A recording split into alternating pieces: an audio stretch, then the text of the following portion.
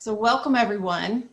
We're very excited to have you as a part of this webinar today, entitled Responding to the Pandemic Together. This is a program really about what our immediate global impact has been of COVID-19 on higher education institutions, as well as workforce development. And it's a collaborative effort from the FIP Work Development Group or Work Development Hub, as well as the FIP-Ed AIM.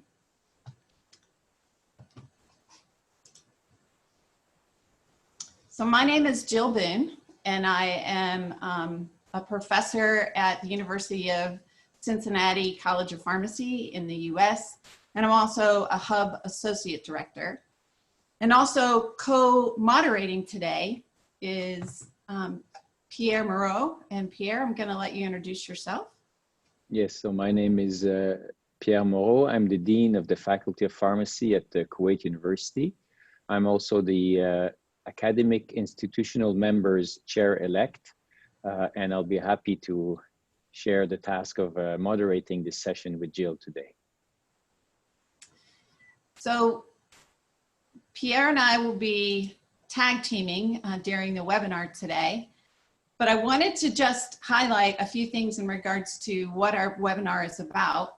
So first of all, we want to provide some relevant information as well as interim guidelines for pharmacists and pharmacy workforce, discuss strategies adopted by pharmacy leaders and workers, including our member organizations, describe the sector or area-specific implications, innovations, and approaches adopted across pharmaceutical science practice and education. Certainly want to engage all of our frontline workers of health and pharmacy to know about more realities that are facing us throughout the world, discuss the implications of the pandemic on safety, supply shortages, and consider the impact of this disease on patients across age groups, as well as with current comorbidities, and assess and discuss the evidence behind treatments and the process of developing therapies, vaccines, and tests. So we have, FIP has provided a number of resources throughout the season of the pandemic. And we wanted to recognize and appreciate the work that has already been done and is continuing to be done to help all of us face as well as be prepared as best we can for the current environment that we are in. So this is one location, the FIP COVID-19 Information Hub, which is a comprehensive web page containing all of the resources, as well as any other outputs such as previous webinars can be found at www.fip.org/coronavirus. And then there's also a Facebook group with COVID-19 and pharmacy. So those are additional resources that hopefully you'll find that we are complementing today. So for some just housekeeping, this webinar is being recorded and will be available live streamed on Facebook. The recording will be freely available at the www.fip.org/coronavirus and on your YouTube channel. And you today during the webinar, you may ask questions by typing them into the Q&A box, and we welcome your feedback. Please let us know if these are helpful or suggestions for improvement. Also notice that all the information in this video is confidential and should not be copied without the formal approval of FIP. So specifically today, what we are hoping in the whole realm of the COVID pandemic is to present to you some information about a survey that was done, and both Pierre and Ian will be elaborating in regards to COVID-19, determine some of the best practice changes that have occurred as in a response to COVID-19, And then also identify some practices and process transformations that may have actually resulted in improvements for the future. I often refer to it as lemonade out of lemons. So we've had a challenging situation, but what is it that we have learned that we can actually do better overall in the future? So, Pierre? Yes. So the seminar, of course, will provide an overview of results and case studies. So it will be interesting to see both some data from a big collection of schools that underwent changes during this pandemic, but also case studies, so individual responses triggered, of course, by this pandemic. And we will also highlight changes developed during the response that serve as a template, of course, for improving our education and practices for the future, as we all know that, you know, the new normal will not be the same. So the first speaker, and just before we start, there will be like two speakers. So Ian and Louise will start first, then we'll have a question and answer session to break it down a little bit. And then it will be followed by 3 other presentations. So there will be a question and answer. You can, again, use the Q&A box to type in your questions as they come to your mind, and we'll try to address them during the Q&A session that should be 5 to 10 minutes long after the first 2 speakers. So the first speaker is Prof Ian Bates, that doesn't really need any introduction, but I think most people know him, but still, you know, he's been the workhorse behind the workforce development goals of FIP. He's now in charge of the Global Observatory of FIP, and his contribution has been amazing in terms of information gathering and transmission, and we're really lucky to have him as part of this organization. Ian recently instigated a survey trying to collect information on how faculties and schools of pharmacy reacted to this pandemic, and he will present data from this survey. So Ian. Thank you very much, Pierre, and Jill as well for laying the framework for what we're going to be going through today. And I'll pay advance thanks as well to my other colleagues in FIP who will be looking in more detail at workforce for the second half of today's seminar.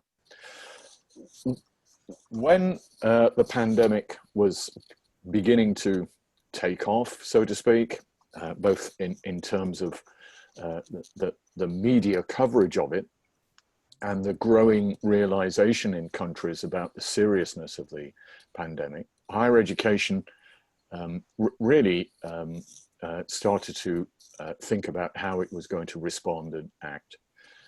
In April, FIP thought it would be a good idea to try and get a baseline measure of what was going on. This was during a very active period of global spread of the pandemic. And in conjunction with the academic institutional membership, which is led by Pierre, the UCL Collaborating Center with FIP and our journal as well, Pharmacy Education Journal, we launched a global survey to try and capture some early responses to the pandemic in higher education. And of course, we're mostly interested in those higher education institutions who provide pharmacy programs, both initial education and training, and also postgraduate pharmacy education and training, and also continued CPD provision as well, sometimes called non-formal provision. Associated with this survey, we also asked for institutions to volunteer case studies about innovations that they had quickly put in place to respond to the pandemic. And we had quite an amazing response worldwide. And we've captured all of these case studies and publish them today in pharmacy education. There are 2 web links. I know it's a little difficult to use them on screen here with this online presentation, but I think my colleague Pierre will be putting up the links for these, for accessing these publications on the chat or the Q&A panel box so that you can copy and view. Some acknowledgements to Cully Rennie, who's the managing editor, who has worked diligently and in very long hours to pull all of this together very quickly, and Alex Darby, one of our undergraduate interns who have been helping us with FIP. Thank you very much for all the hard work you put in on this rapid response survey. So our next slide shows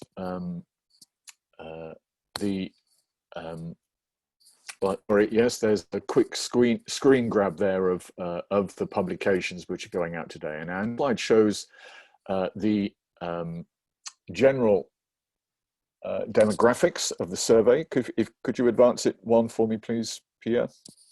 Or, Jill, I think that's good.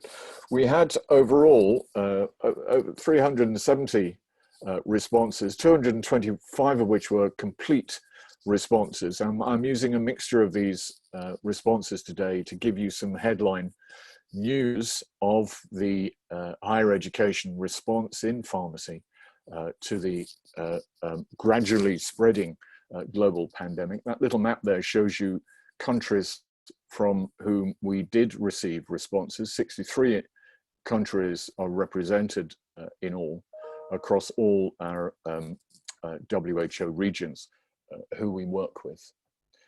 The next slide is maybe showing us the mixture of institutions who did provide a response. The majority of them, 2/3 of them, generally publicly funded institutions. The next largest majority of privately funded institutions. And just for the statisticians amongst you, this is a histogram showing a sort of giving you an indication of the size of the universities who have responded. This is graduating class size, so how many graduates, pharmacy graduates, these institutions are producing each year, a mean of around about 100. Although you can see that some institutions are graduating very large classes, 300, 500, and there are a couple of institutions who I couldn't fit on the histogram because they were producing more than 700, 800 graduates each year. But the majority are around about 100 graduates each year going out in their early career years as pharmacists. The next slide shows the dates at which things were happening. Of course, we are reading a lot about the epidemiology and the spread of the CV-19 pandemic, but when were our universities making decisions? The vast majority of people who were switching from regular face-to-face, if you like, traditional orthodox provision to a complete online provision of higher education. Most of these switched in March this year. About a fifth, nearly a fifth switched in April, and the rest of our sample were gradually switching from May onwards. Two countries, institutions in Italy and South Korea had switched to online provision of undergraduate education in February this year. And we know from the epidemiology that these were countries who had very high initial rates of infection and focal points of infection early on in the general pandemic. So this was the sort of timeline that's going on, and the provision profile of the sample is shown in the next slide here, where we have the majority of providing a B-Pharm initial education and training. These percentages, by the way, some of them add up to more than 100 because there are a number of institutions who provide a B-Pharm core provision but then with an M-Pharm addition, or indeed sometimes a PharmD provision on top of that core as well. Over 50% were providing formal taught postgraduate master's provision as well, and doctoral provisions, and we had about a quarter providing technician training and CPD training combined. Principally, well, about half our samples were principally national, and about half had international students as well across all of these programs. So you can see that the sample itself is a very mixed, diverse sample, and I think that's pretty well represented, I think, worldwide about the types of pharmacy education provision that are going on in institutions these days. So let's have a look at some of the interesting detail now. So the top left table is showing what online delivery is going on in the institutions who had switched. And remember, this sample we've got here, virtually all of the institutions had switched to an online remote provision of pharmacy education. Over 80% are now providing this in lectures, nearly 70% with seminars, student consultations, discussion groups. So this movement from traditional orthodox provision to online provision, you can see, has been a massive shift for virtually all of our sample here. What is interesting is when we compare that with what was going on beforehand. So we asked our sample respondents to tell us what they were doing before they were switching to online provision. And if Jill just presses on the forward button, we'll get a little animation on here showing that things like student consultations, online seminars, and actual lectures, synchronous and asynchronous online. These are the big switches which universities have had to do almost overnight or over a matter of weeks in most cases, moving up from, you know, what we can see as our traditional orthodox provision to these very, very high levels now of purely online. And that sort of demonstrates the amount of resource and capacity building which has had to be injected into the pharmacy higher education community in order to cope with this massive online switch prompted and caused by this global pandemic. Our next slide again gives us an indication of how much capacity shift has undertaken. This is where we were just asking universities to generally estimate for us what they would, how much curriculum access was online before the pandemic.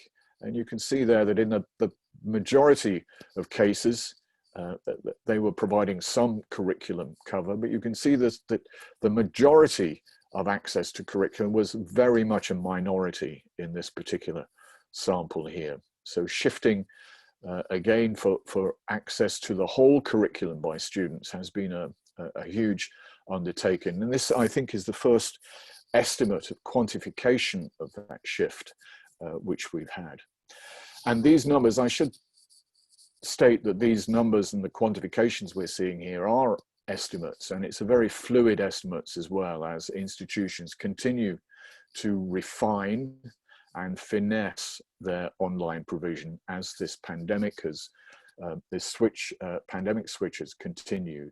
And as people are gradually realizing that we won't be returning to a normality and we won't be returning to business as usual anytime soon. So these numbers are very fluid, but this is the initial estimates of how much shift has been undertaken. Assessment, which is the next slide, is an interesting aspect of this now. How much assessment was, online assessment was going on prior to the pandemic and how much is going on now. And another flip of the finger, please, Jill, and we'll get an animation coming up, which shows us that some of these assessment switches, like OSCEs or sort of live examinations, open book examinations, or open book short line questions and such like these, that has been again a huge shift in how universities have managed to deal with these issues. You can see the difference between prior and post-pandemic in terms of MCQs, maybe portfolios, coursework assessments hasn't been quite so rapid. So it was clear that a lot of universities, the majority of universities, were already using some online provision for these more, if you like, easier or more straightforward ways of assessing student learning. Thank you, Jill. What about VLEs and platforms? Well, there's been quite a rapid acceleration of platforms which are being currently used now for provision in universities. I think the vast majority of universities had a principal VLE, a virtual learning environment, beforehand, things like Blackboard and Moodle and such like. But what we have seen as part of this massive global shift to online education has been the inclusion of additional platforms into the provision of pharmacy education by universities. So many people now are supplementing these basic platforms with things like Zoom, LinkedIn, Coursera, WebEx, and things like that. So that there's certainly the emerging picture is a plurality in provision or the use of platforms in provision for pharmacy education. And universities are clearly becoming more adept and more skillful in the mix of platforms which are now being used to provide pharmacy education across the whole gamut of undergraduate, postgraduate, and indeed continuing professional programs as well. Laboratory and experimental classes are the subject of our next slide. And during the survey period, which lasted 2 months from April to June, about a third of respondents, a third of institutions said that they were just suspending laboratory classes for the remainder of the academic cycle. And this was mostly in the Northern Hemisphere universities, really. But others were attempting to replace laboratory classes, mainly by simulations. So simulations was the number one solution at that time. That was perhaps the easiest thing to grasp hold of for universities during this huge shift. Recording things, having online case studies, sort of experimental case studies, or using virtual laboratories like My Dispense, for example. Thank you to Monash University, who were the original inventors of My Dispense. And I think this is becoming increasingly a very popular choice for trying to simulate and deliver problem-solving, live, experimental, professional classes. Many were looking forward to trying to maintain laboratory classes by social distancing, having smaller groups, getting smaller but repeat classes in place so that actual hands-on could continue. There were some who were saying they were doing nothing. They were waiting for face-to-face classes to return, waiting for the worst to be over was that sort of attitude. And one interesting comment, which I thought I'd put up here, about practicing on family and roommates. I wasn't quite sure what students were practicing on with family and roommates. I do hope it was safe though, but that was a little bit of light relief on that particular comment. But it's clearly a challenge. And in the case studies that we've got published today, there are some good descriptions. And I think my colleague, Louise Brown, who is on after me right now, will be showing us some of these instances. On a wider perspective, institutions were reporting that they were having to think much more clearly and coherently about data security. And many of them reported having to very hastily add in additional data security measures to accommodate online provision. At least half of our respondents said that they were actively changing the syllabus, so the content of the program, in order to accommodate this very rapid shift to online that they were trying to accomplish. And around half had also made very rapid changes to processes for doctoral programs as well, and PhD thesis examinations. And that was one of the early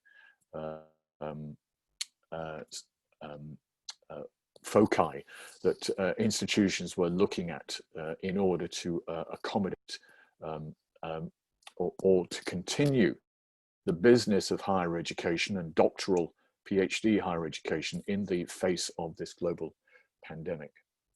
Nationally, if we were to look at licensing changes at the time of the survey, around a third of countries had indicated there were changes to licensing regulations for graduates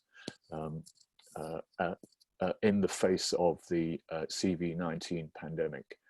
You can see from that chart there that there was no change reported in the majority, 2/3 of respondents. I suspect that this number is also changing, but this was the reported response at the time of the survey. And I think as countries are getting to grips with the pandemic and the wider implications of graduating students and licensing graduates into the profession, there will be an increasing number of countries having to change licensing regulations. So we're coming towards the end now, but let's have a final focus on these headline results of this rapid response survey, looking at the challenges to students. We asked our institutions to tell us what they thought the most common challenges that the undergraduates were facing.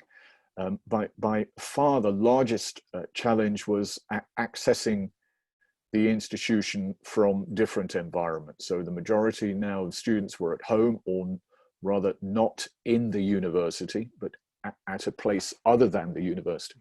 And getting Wi-Fi access to the university online courses and platforms was seen as a challenge for some students.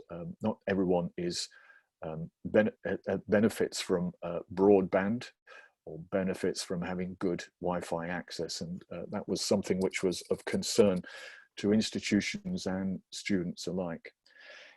Any of these words on here, any of these phrases on here with the word anxiety in featured very highly. So institutions were worried about just the general level of anxiety amongst the student populations, and perhaps the social isolation and disruption to social routines which the pandemic had caused, and the impact this was having on their learning.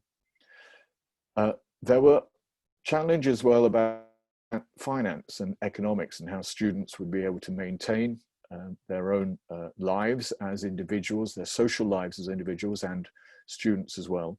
And to a lesser extent, anxieties about graduating and some of the new ways of assessing their learning as well. These were all coming out in our survey.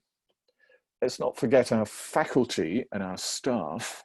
And we did ask our institutions what sort of difficulties faculty were reporting. And a very high proportion, over 3/4 of our respondents said that academic faculty were having some or significant difficulties with adjustment to an entirely online environment. And additionally, 29%, 30% of institutions said that there may well be increasing salary issues as well with the switch to online provision. We didn't get any further information about these salary issues, but it was raised by a significant proportion of institutions, and it's something which we haven't heard too much about during this pandemic. And finally, from the results point of view, what impact has this had on student inequality or perceived inequality?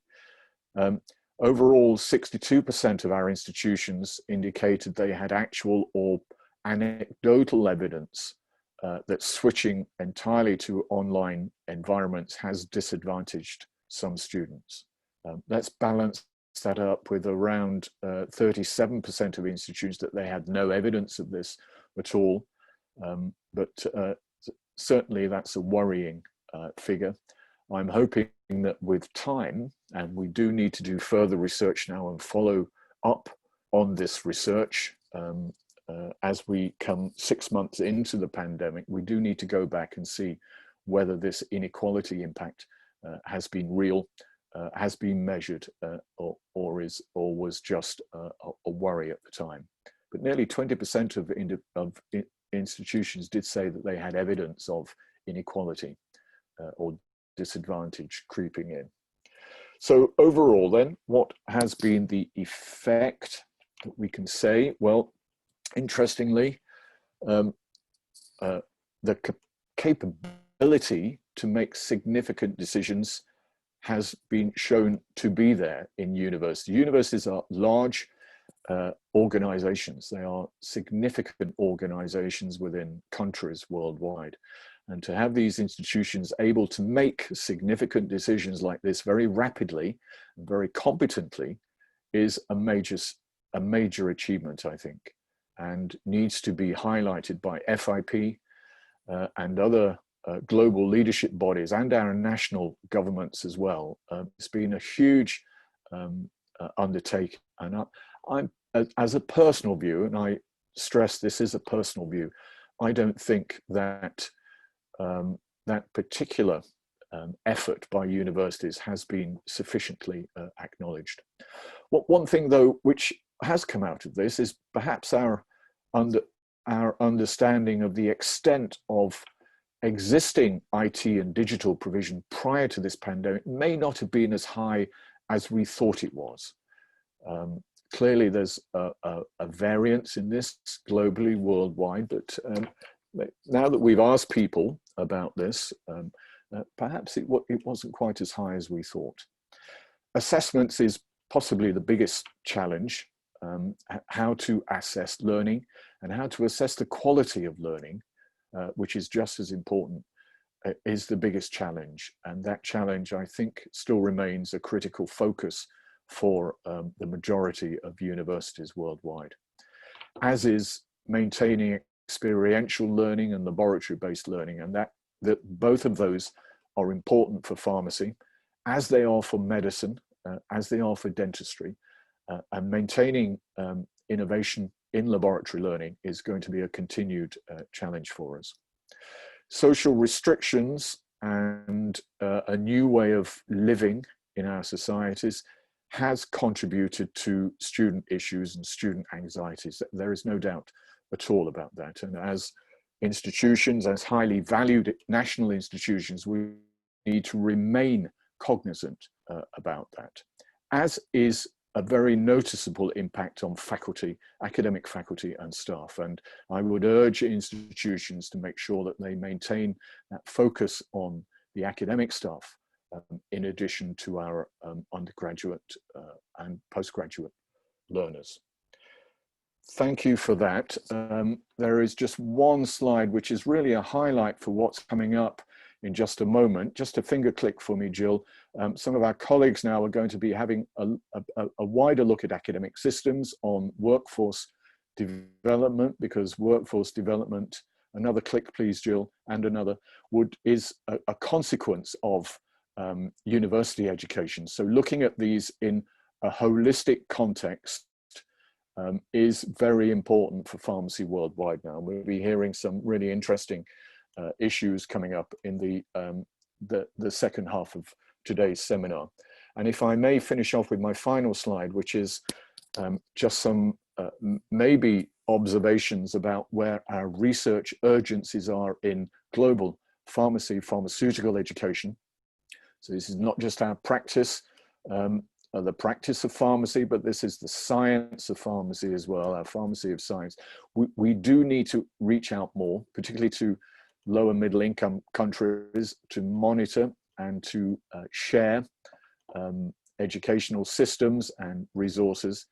There's certainly there has been an upward trend in the last 10 years for IT and digital provision and learning. That, of course, has undergone a massive acceleration now, but we need to evaluate learning effectiveness with these new ways. And I would urge all of my colleagues on this call to have a focus and to have a think about that, particularly on experiential learning, particularly on outcomes-based learning. And certainly workforce development has now become a much more complex and integrated challenge for all of us. So FIP and other national organizations do need to continue leading us all in terms of looking at workforce as an integrated forward-looking challenge. Thank you, Pierre. Thank you, Jill, for that. And my presentation is now concluded. Thank you so much, Ian, for a very interesting presentation. We'll move swiftly to the second speaker, Dr. Louise Brown from UCL School of Pharmacy. She's a principal of teaching fellow in pharmacy practice and also clinical pharmacy teaching lead for Masters of Pharmacy and chair of the UK Pharmacy Schools Council Student Success Committee. She is a pharmacist who has led the education, training, and development of pharmacy practice academics, undergraduates, pre-registration graduates, pharmacists, and technicians for the last 20 years, and her research focus in all aspects of pharmacy education and training. So it's quite fitting that you will talk about a couple of examples of what schools have done. So Louise, it's all yours. Thank you very much, Pierre. Welcome everybody. My name's Louise, as Pierre said. I'm from UCL School of Pharmacy. I'm just at the beginning of my PhD journey. I haven't actually got my doctor yet, so just to correct that. And a teaching fellow, for those of you who don't know, is an academic, teaching focused academic. My role really was to have a look at the cases that have come in as a result of the survey that we sent in. So we asked post-survey if anybody would be happy to submit their own mini case study of some teaching innovation or innovation relating to assessment that they had done as a result of COVID-19. And we were really grateful for those universities that did submit. We had just under 30 that did submit to us. And what I hope to do in the next sort of 10 minutes or so is just to kind of raise some of the cross-cutting themes that we've seen and some of the examples that we've seen. So hopefully it will provide food for thought for you, and we hope that you'll reference into the report, which is available via Pharmacy Education Journal, and that you might find it useful. So we were lucky enough to get cases from really across the globe, and some of the key things that came up, I think pretty much for everybody, was this idea that as academics we had to respond in a really short period of time, very often to government intervention. So sometimes the changes that we had to make weren't necessarily due to the university necessarily taking the first step, but actually restrictions imposed by our local government. The decisions that people made in terms of how they changed their teaching very often stemmed from individual departments, teams, or actual individual academics that had, for instance, a workshop that they were due to deliver and now found that they could not. So what we didn't see so much was kind of like a holistic overview to say, okay, this is the way in which we're going to change how we deliver pharmacy education at our university. And I think that's pretty much probably due to the pace of change that academics had to work to. Several universities had a lot of student involvement, so they started surveying and questioning their students before they made changes to the course, before they made changes to assessment, and also evaluated afterwards to get students' views on that. And where people did that, that was very useful, particularly, as I said earlier on, with the pace of change that pharmacy schools were having to go through. A lot of new methods were employed both in teaching and assessment, and some of those methods were maybe using software that they had used before but in a different way, and pretty much all of them were used without piloting. So Ian's point that he made earlier on about the fact that actually this move to learning technology, it is brilliant that we're looking at this, and if we're able to do this, that it could be useful and it's an area of innovation. It is key if we have more time to pilot some of these new methods that we want to use, so that we feel that they are robust and that we can trust them in terms of the quality of education we want to give our students. And you can see from reading through the case studies that there is obviously a significant impact on staff workload. We didn't ask that question specifically for people to talk about in the case studies, but it did come up, and whether that's related to training and development that staff had to undergo, repurposing of material that was already planned and in existence, and just the shift that people had to make in this really unplanned way. Okay, over to the next slide, thank you. So I will mention, and Ian mentioned earlier on, learning technologies. A lot of the cases that were submitted talked about the use of learning technologies in different ways. So often people were using technology that they'd already previously used, but maybe in a different way. So for instance, they had the VLE platform of Moodle, but they'd never used the Moodle quiz function on it.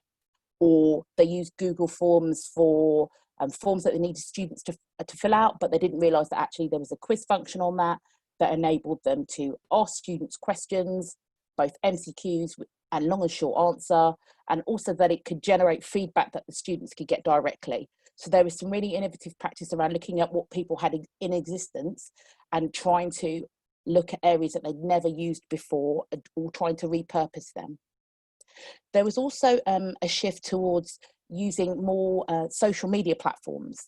So for universities where they didn't necessarily have an extensive amount of learning technology or capability already, often people were reverting to things such as WhatsApp, which is fairly common as a way of not just communicating with students, but also delivering feedback, having group conversations, teamwork via the use of WhatsApp, academics interacting with students in that space, and also using it as a space where pharmacists from clinical areas that normally would be teaching students, that they could use that as a way of also giving feedback to students. So that was quite inventive.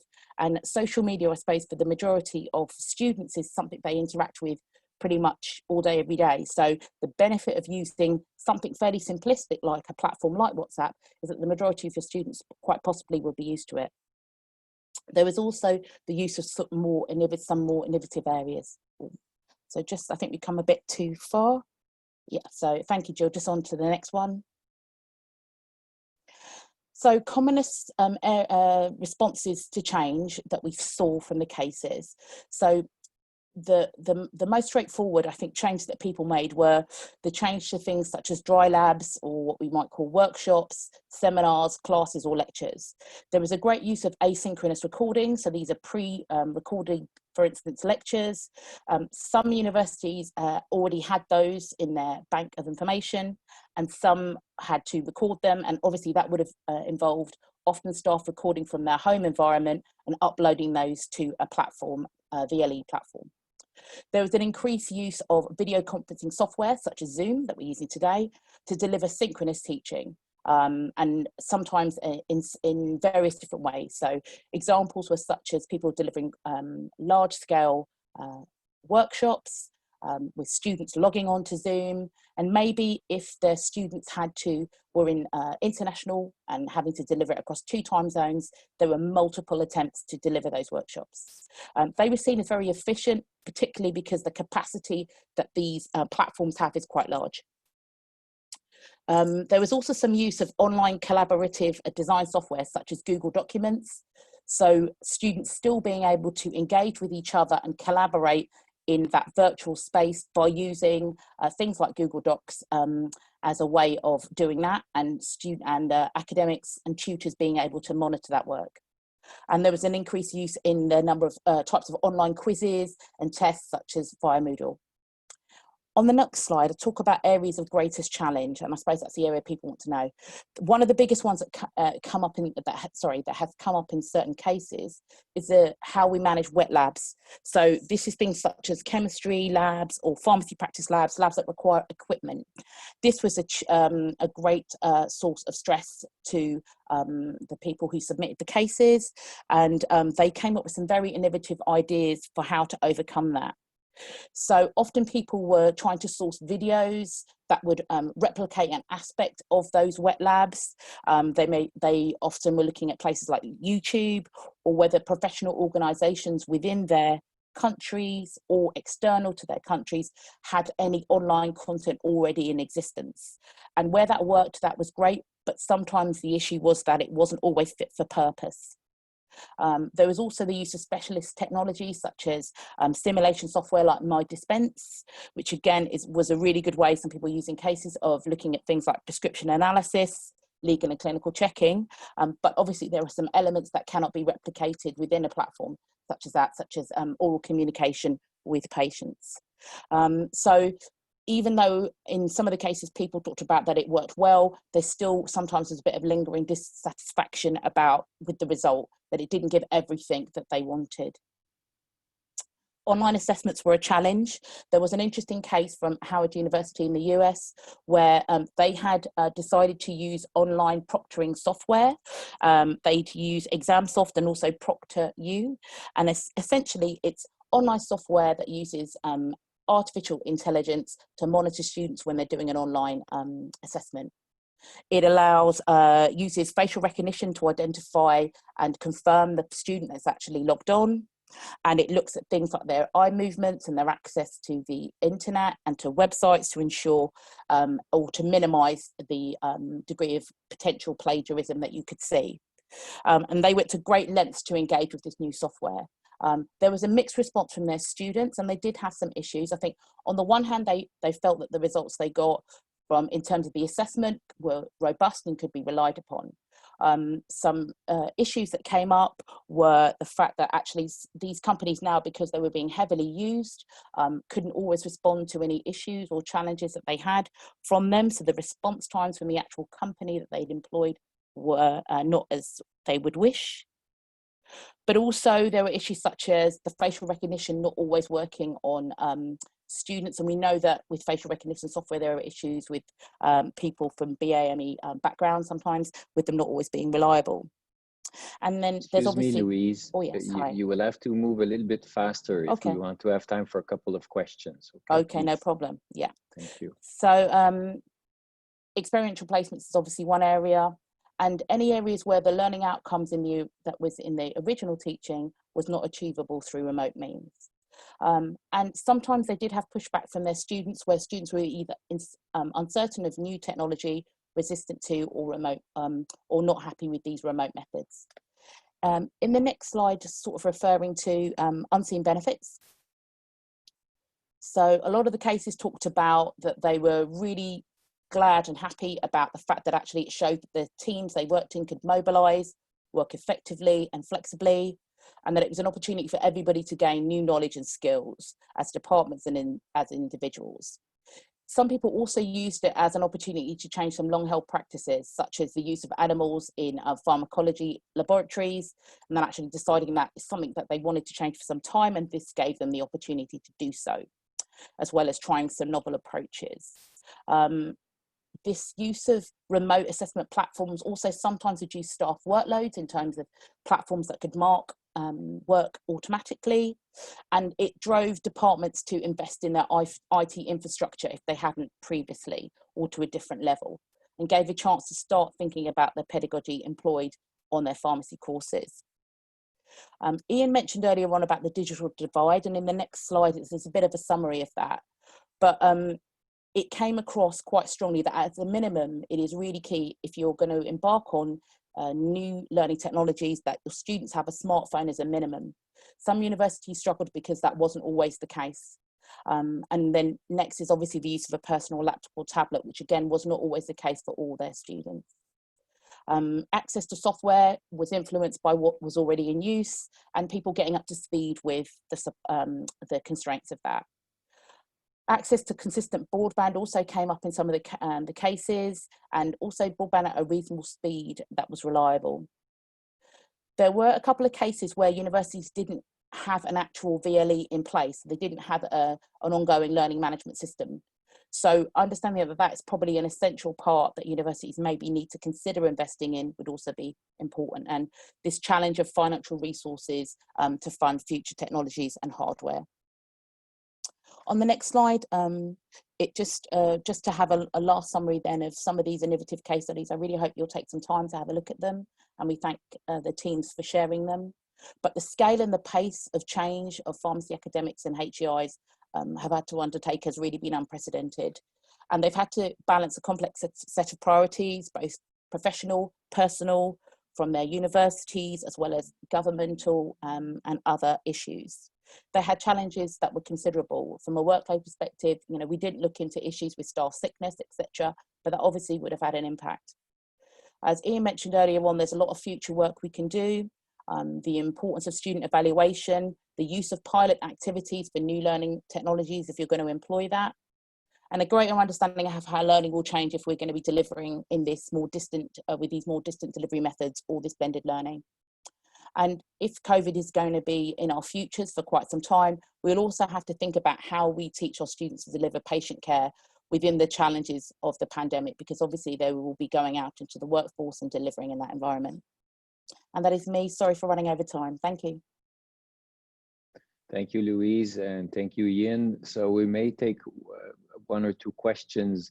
I think the questions that were in the Q&A box, and please, I invite all of our attendees to use the Q&A box. It's much easier for us to, to see the questions and to answer them live. One question I saw in the chat box, Ian, is for you, was about the fact that this the survey that you performed was done quite early on, and the question was, are you planning to repeat to see if there's a change into the approach of the universities in terms of remote education? Yes, I think that is a good question, because the original intention was to try and get some sort of baseline. It was advertised as a rapid response survey. So we do have it in our heads that we'll be repeating this. I'm not quite sure when would be an appropriate time. I'm guessing at the moment early in 2021 perhaps, but I'd be happy to take advice from anybody on the call, in fact, whether you think that would be a good thing to do. But certainly moving on with this, Pierre, would be a good thing. Thank you.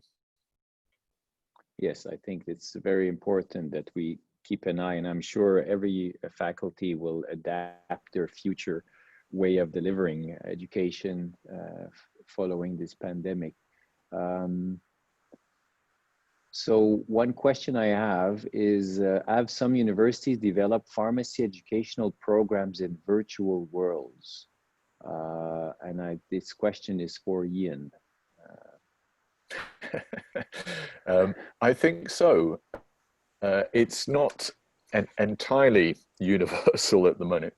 Monash did some work a little while ago on this, and they developed some good virtual reality classrooms. And there is other work going on, I know, with some other universities. It might well be worth a separate focus, I think, because it is a much more technologically challenging way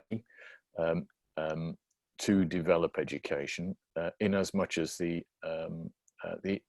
actual digital technology involved. But it does require, I think, a concerted focus, and it might be something, Pierre, I would with my tennis racket, bash the ball back into your court. I think it's an excellent project for the academic institutional membership, the global deans, for example, to start to provide some information on this. It's a very important question. Thank you very much, Jacqueline, for that.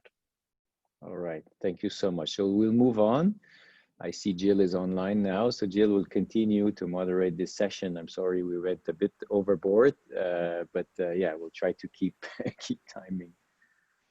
No problem. So I think that it has just been really enlightening information, and hopefully we will be able to continue to build on this. So for the second half of our time together, we're going to hear from 4 different work development groups that are, again, really focusing on recognizing where we are, doing a very quick snapshot of some of the challenges, learnings that we have had through COVID, and then again, trying to highlight some of the practice changes that may be beneficial to us long-term. So our first speaker is Mr. Shepherd Malaba, and he is Drug and Toxicology Information Services, and he is one of the leads with the FIP-Ed Work Development Hub, and focusing on the Work Development Group number 2. And you can see that he acknowledges his other team members as well. So I'm going to transition over and make sure that you have, that we can hear you. Okay, thank you, Jill. Okay, so my name is Shepherd Mhlawa. I'm a global lead on foundation training. On this presentation, I'd like to acknowledge Asma and Dahlia for the wonderful work we have been doing on foundation training and also on this presentation.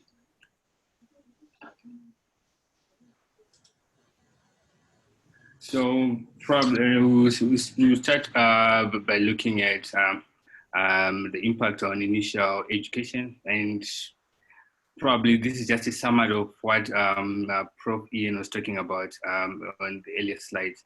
So we have seen disruption in learning due to closure of universities and colleges of pharmacy, and this has been mainly by regulatory measures which have been put in place to curb the spread of the virus. And we've also seen migration to online education is a measure to continue the learning activities. However, in some cases, we've also, because of limited resources, especially in some developing countries, it has also been difficult because of they didn't have enough time to prepare or enough infrastructure to go on to online education. And it has also resulted in halting of examinations and training activities. In some cases, it has also been, like it has been highlighted earlier, difficult to conduct some laboratory practicals.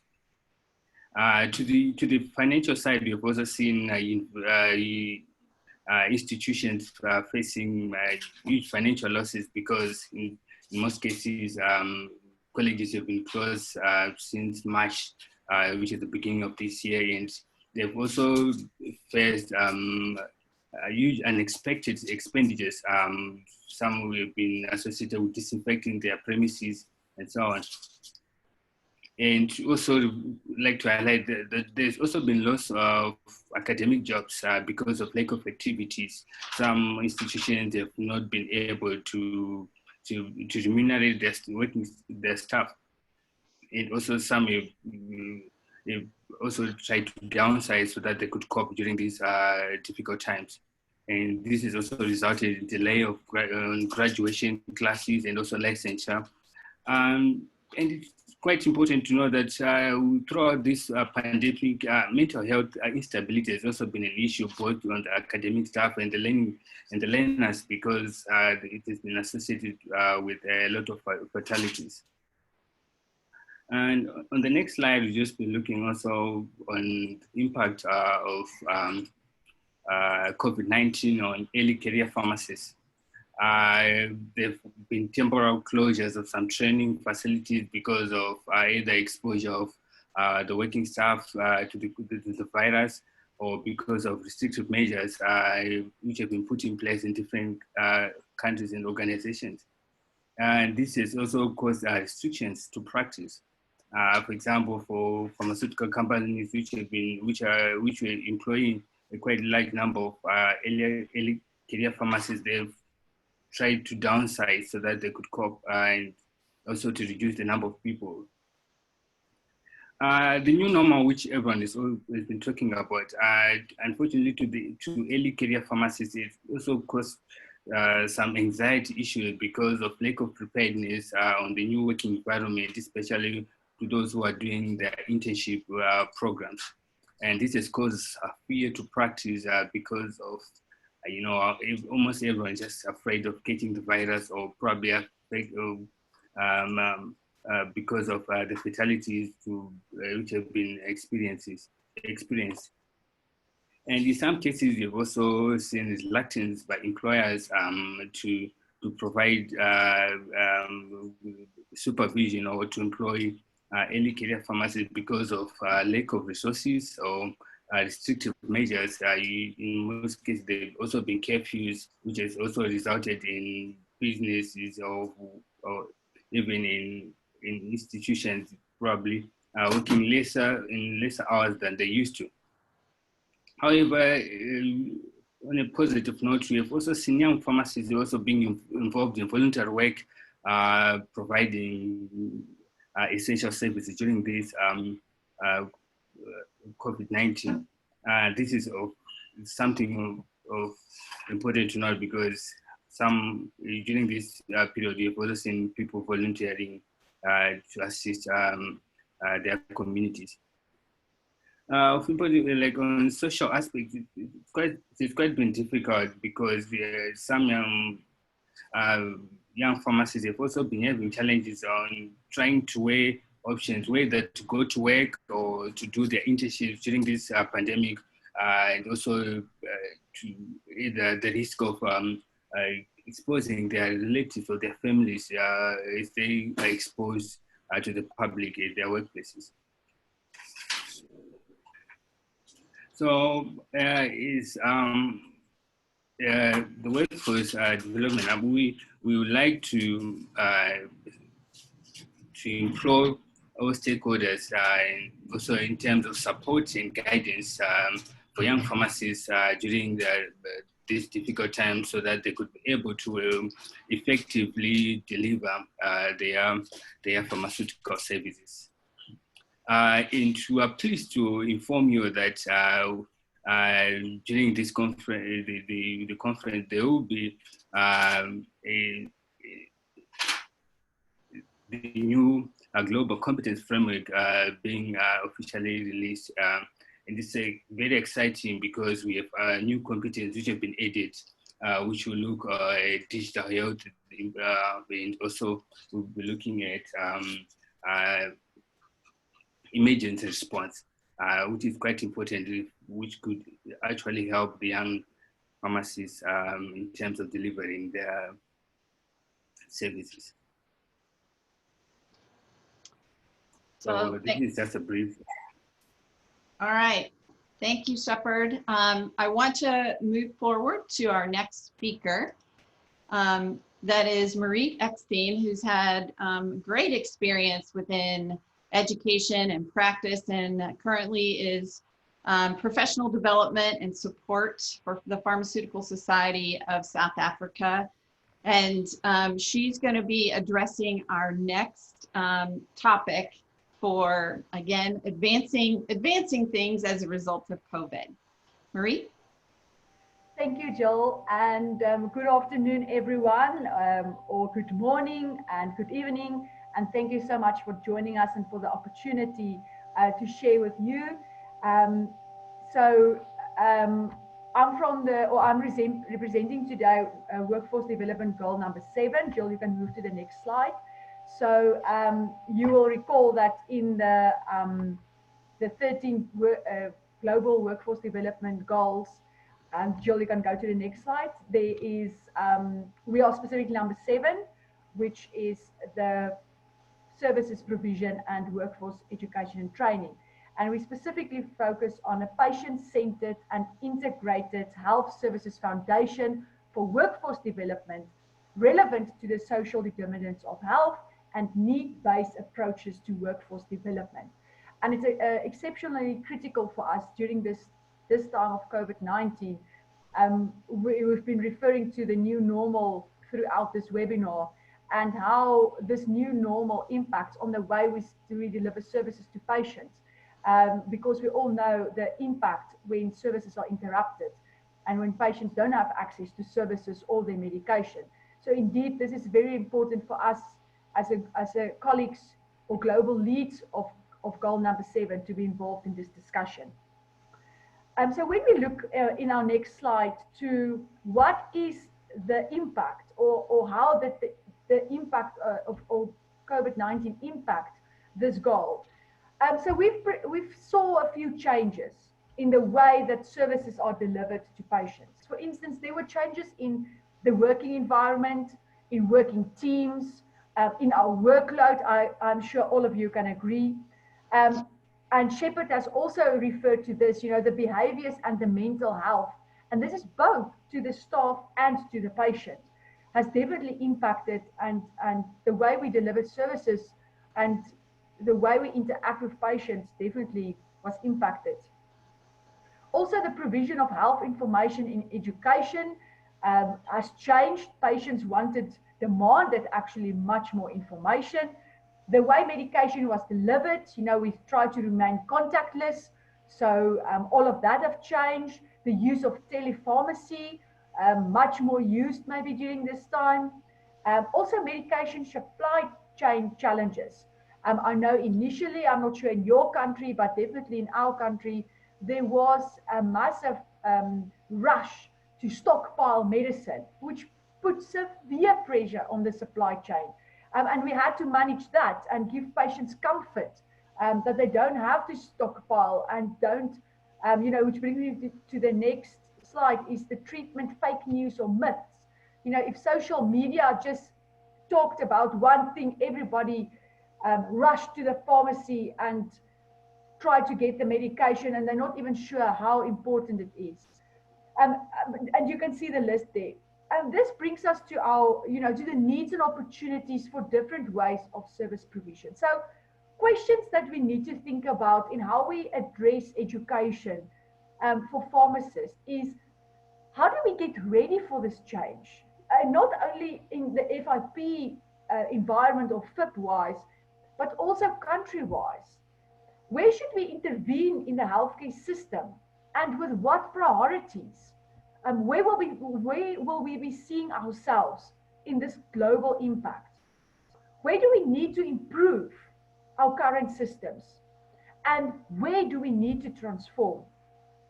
What changes do we still need to face in this complexity of what we call the new normal? How can we ensure that more research on the services are conducted, the services that we deliver? Are we meeting the patient's need? What is the patient's need today? Because it's obviously different from a year ago.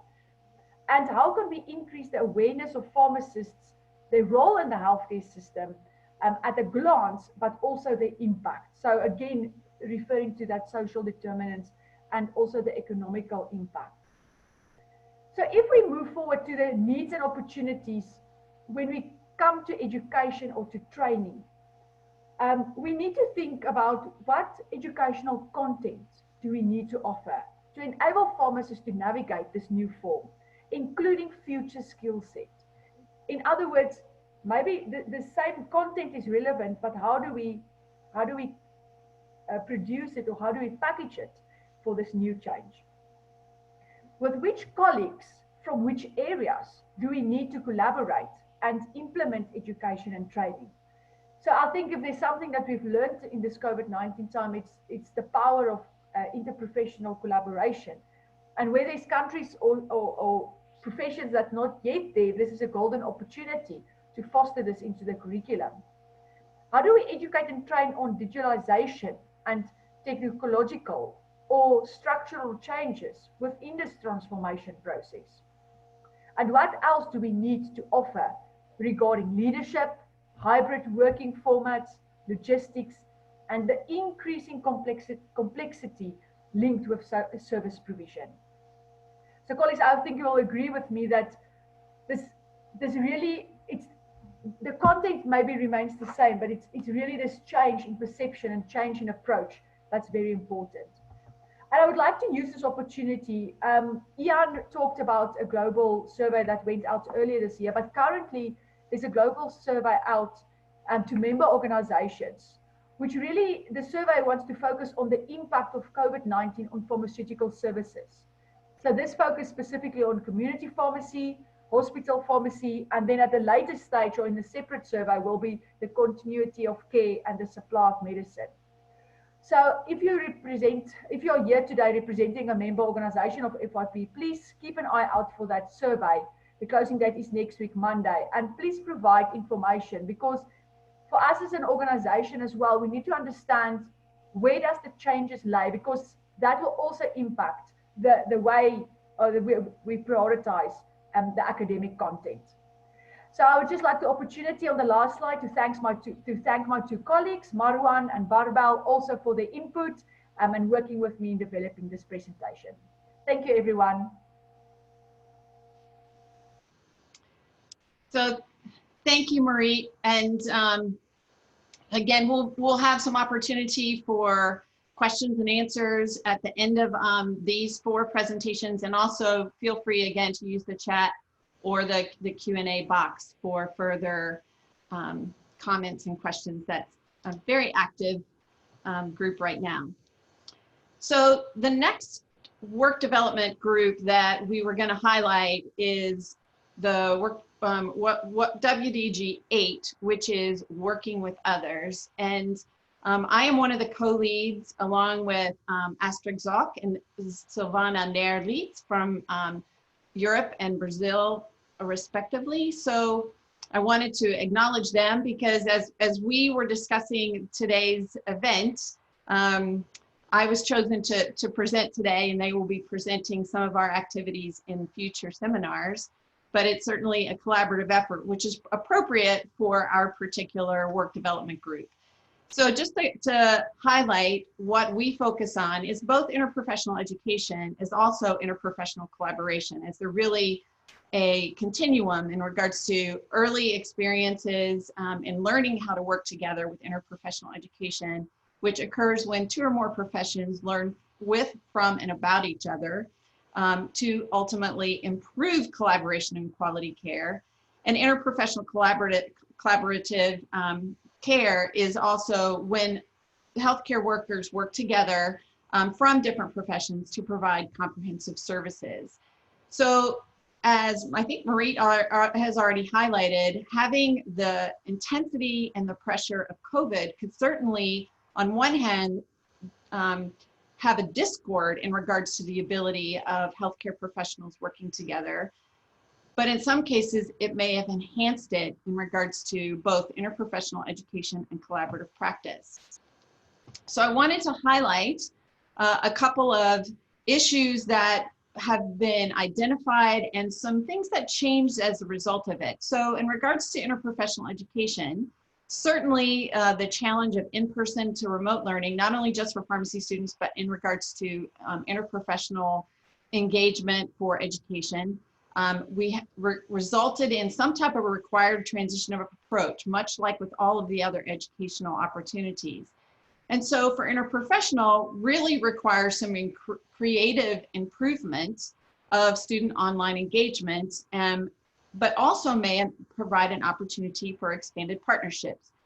So our group wanted to just provide a couple of examples of how these both challenges and transitions occurred into what we think could be better long-term practices. So one example was in my institution, we have for quite a while had some pharmacy students, medical students, and some allied health and nursing students get together for some events.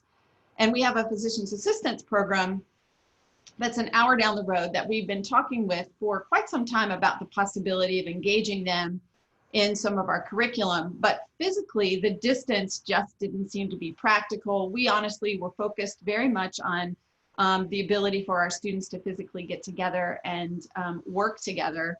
And as a result of COVID, we had to come up with some really creative online workshops, case building, case innovation, And so that as a result of that, all of a sudden distance dissipated. And so that we now can actually expand the professional students that we can get together in regards to learning modules or online discussion groups that previously in our mind we had been not engaging because of physical distance. So that was one great example of learning for us that I think through COVID we've actually been able to incorporate and then use as an expanded practice.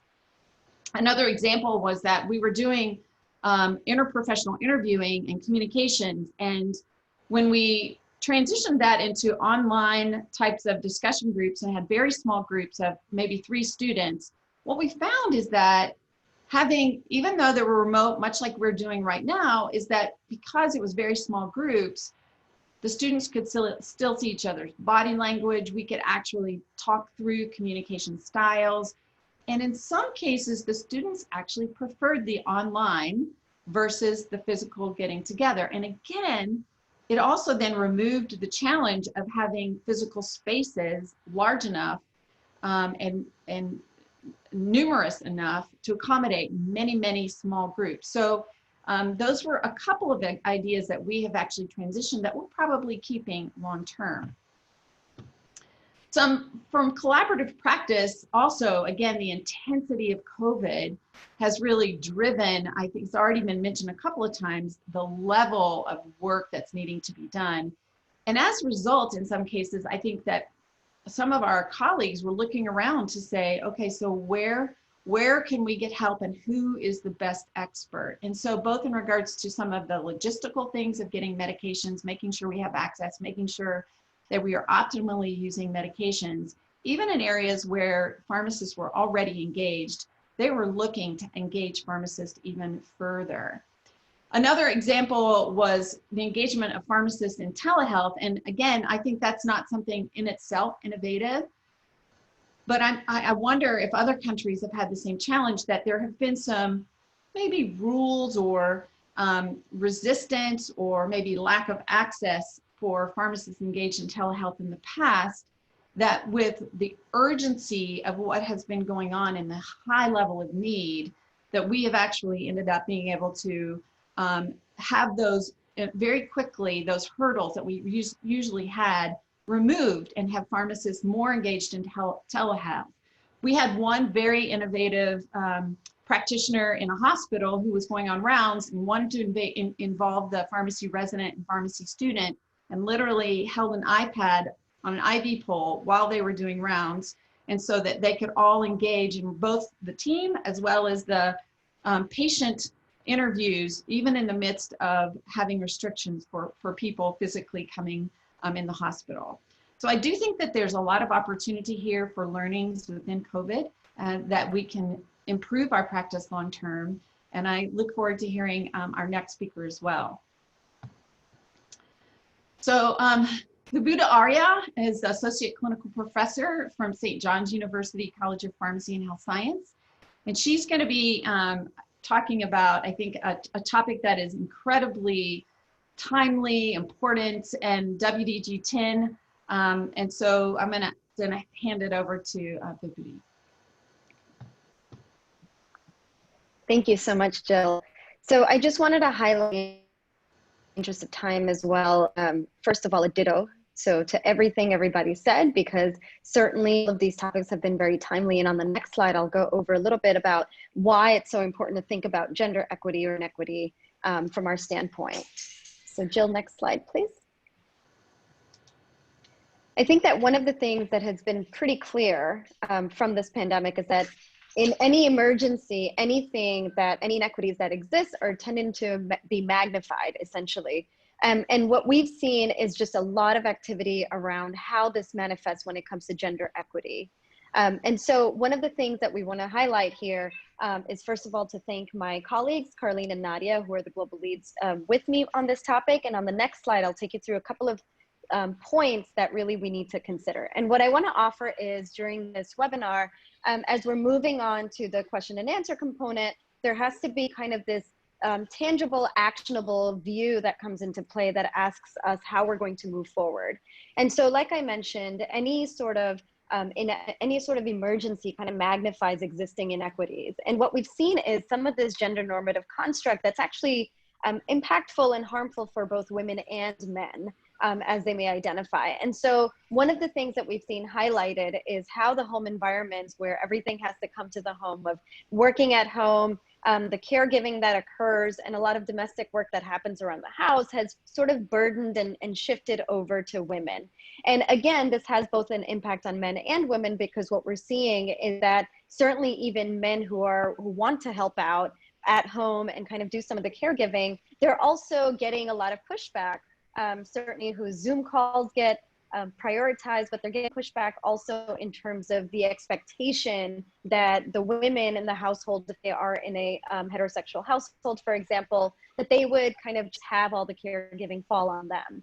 And what I want to highlight too is that certainly within our world today, there's an intersectionality that has occurred between gender and race. And so how we're experiencing these things, particularly not only in the US, but also globally, is that really the understanding of how all of this is magnified in terms of the burden. There's a wonderful report that the WHO has put out about women. And I think some of the things that it highlights are certainly with understanding home environments and caregiving, but also just how much lack of data there are. And so we always love to say garbage in is garbage out. If we're collecting not enough data, there's not a lot of story that we're actually telling with accuracy.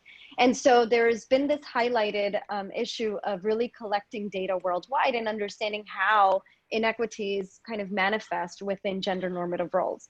And on the next slide, I'd like to offer just a few points as we move over to the Q&A portion of this, and really understanding how are we going to be reforming our system. So this is an opportunity for us to really deconstruct and understand how do we bring more female perspectives and different kinds of perspective from marginalized groups into these conversations, where the leadership and folks who are making these constructs, these structures, and these processes and policies really lack that sort of representation and perspective. And the other thing that this pandemic has allowed us to do is really have an intentional time and space for this dialogue. And so what we need to think about is collecting these meaningful data that talk about, you know, what are some barriers for women to be at the table, at the decision-making helm of understanding how to create these processes and these structures, but really also what assumptions are we carrying? So sometimes I think a lot of the data, we carry assumptions that every woman wants to be a leader, or every woman is hindered in some sort of way, but we really need to think about where those opportunities and barriers lie. And once we have the women at the table, how are we actually supporting them? What are we doing to mentor and provide support structures, assistance, et cetera, in really having women at the table, not only just there, but also being part of the decision-making and moving the agenda forward. And like I said, I think that this post-pandemic, we really need to think about very deliberately, how are we going to deconstruct these issues and these policies that have been highlighted with my colleagues, through my colleagues here, and how are we going to reform them? How are we going to actually take the opportunity to make sure that the perspectives are not just from those who are in positions of power in teaching, so that it's not just, for example, led by faculty and folks who are in administration, but really we're considering the perspectives of students. So a lot of times I'm hearing from colleagues around the world about, you know, expectations for Zoom calls and having cameras on and having virtual backgrounds, and or if children pop into the picture, what that perception is for men versus women. And a lot of women feel a lot more vulnerable than a lot of the men. If a child pops into the picture, we've heard that, you know, men get like, oh, that's wonderful, they're a wonderful father. Whereas when women are a lot more self-conscious about that. So these are the ways in which we have to understand how we're collecting meaningful data to bring the narratives to the forefront, and really starting to pick apart at deconstructing these policies and processes, in understanding that the perspectives that we are missing and ask for and gain and want to seek, having them at the table to be there and be in an empowered position to actually make those decisions. So I'm gonna leave it there and move on to the Q&A portion. Thank you very much. And thank you for all of the presenters today, as we, I think, have had an additional time and processing to understand both the issues and some of the solutions recommended and still in process changes that we're having to accommodate both for practice as well as education. So there's been a lot of activity in the chat box, and there have been a few questions that have been out there. We do have just a few more minutes here. If there are any other specific questions that you might have for our panelists, or also certainly we'd welcome questions for Ian and Louise as well.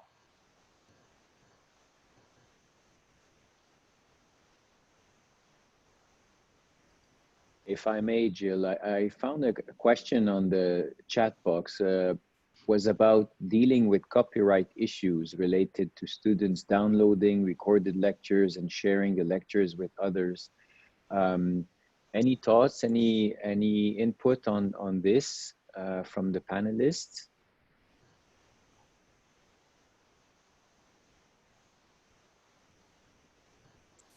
Pierre, hi, this is Louise. I think I just put something in the chat. It's a very tricky issue. At UCL, what they've done is they've essentially said to students that it's part of what we call fitness to practice, and it's part of their professionalism code that they have to abide by. So that their expectation is that they won't share it.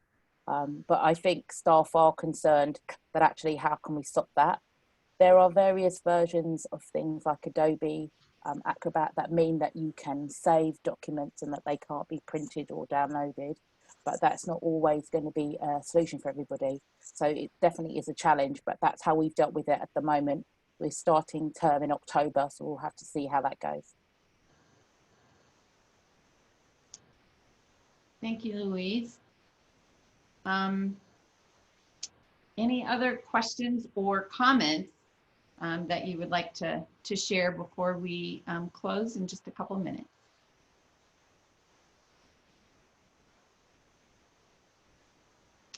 So I saw one other recent point about some great points in regards to women facing double agendas.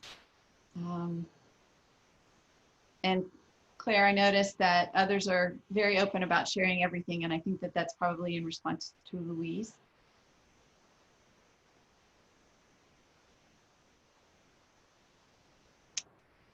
So I think that yes. Maybe, Pierre. maybe Jill, yes, I found one question from the Facebook, I think, followers. Online teaching etiquette, any tips, advice? Someone wants to deal with this question. So the teaching etiquette of online.